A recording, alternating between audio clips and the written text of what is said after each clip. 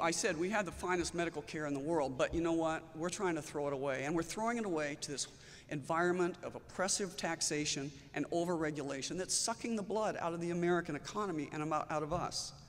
Now, I didn't come up with the metaphor of the vampire economy, but I love the metaphor. Think about all the vampire movies you've ever seen. The first thing to say is that vampires don't prey on each other. And if you just woke up in this, it's, think of the metaphor as government bureaucrat and vampire. They don't prey on each other. There'd be no point in one part of the government preying on another because they have no assets. That's not where they get things.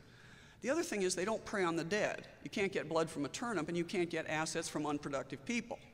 No, vampires only prey on warm-blooded, living human beings, and the government only preys on productive people that make an income.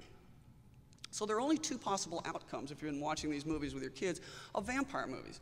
One is that the vampires win. They take over the world, and there are a few pockets of humans cowering in lighted spaces, hoping not to be eaten. The other alternative is that humans settle their petty differences, and they get together, and they wipe out the vampires, or at least they limit them down to the Carpathian Mountains where they can be controlled. Now, I'm not suggesting that we have an armed insurrection against the federal government, but I am telling you this is the only two possible outcomes against the spreading bureaucracy. It's them or us. You can't keep having more and more people sucking the lifeblood out of the economy without the economy shrinking. That's just the only two options.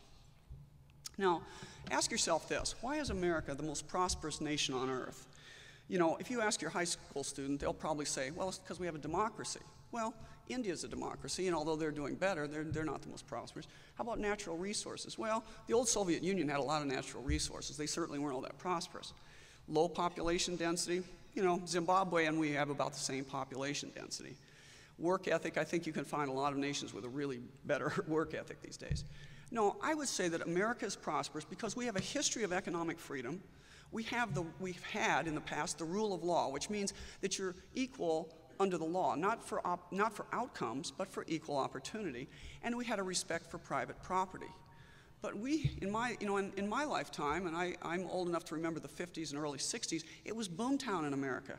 But that's not the America we see today, right? We see an America that's sadly in decline.